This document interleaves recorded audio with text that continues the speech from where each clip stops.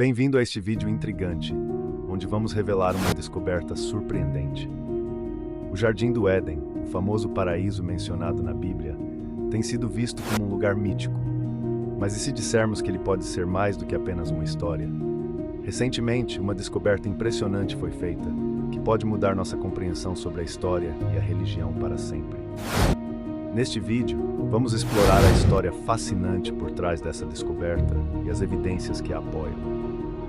Um assunto que certamente gera debates é a possível existência do Jardim do Éden.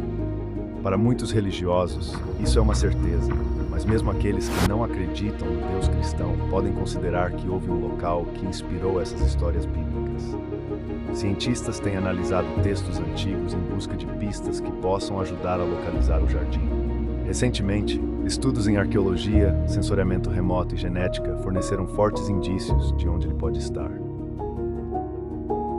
O Jardim do Éden, descrito no livro de Gênesis, é dito como o lar de Adão e Eva, os primeiros humanos criados por Deus, antes de serem expulsos por desobedecer suas ordens.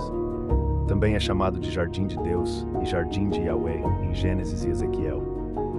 A palavra Éden deriva do sumério e significa prazer ou lugar agradável.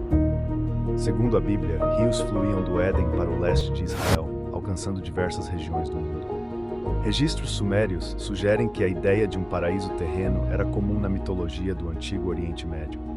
Há várias alegações sobre locais que poderiam ser a primeira casa da humanidade, incluindo áreas no Iraque, Golfo Pérsico, Bahrein, Irã, Turquia, Jerusalém, leste da África e até mesmo na Escócia e Missouri.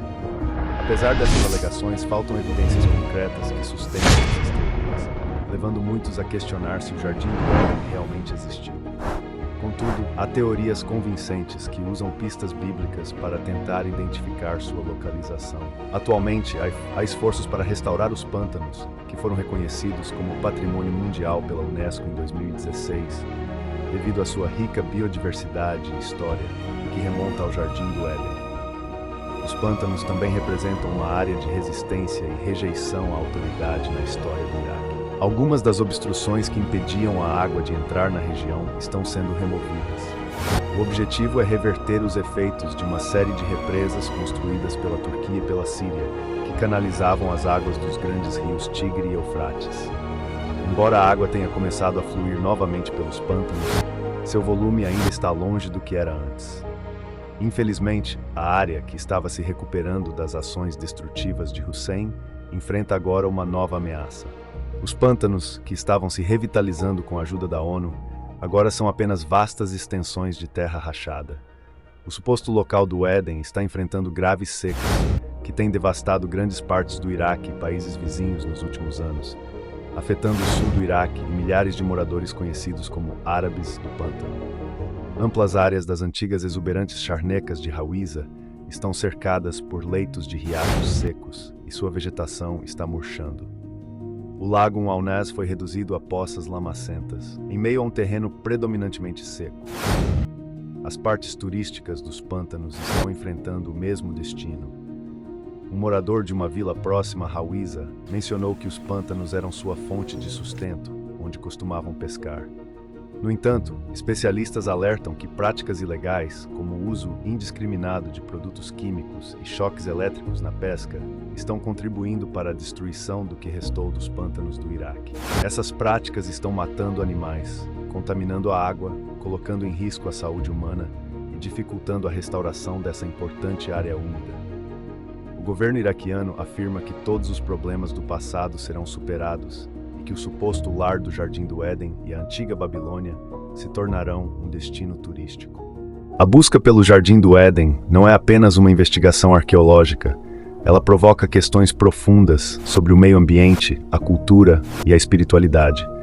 A descoberta de possíveis locais para o Éden pode revelar conhecimentos valiosos sobre civilizações antigas e suas interações com a natureza, particularmente em regiões que se tornaram berços de grandes culturas, como Mesopotâmia e a região do atual Iraque.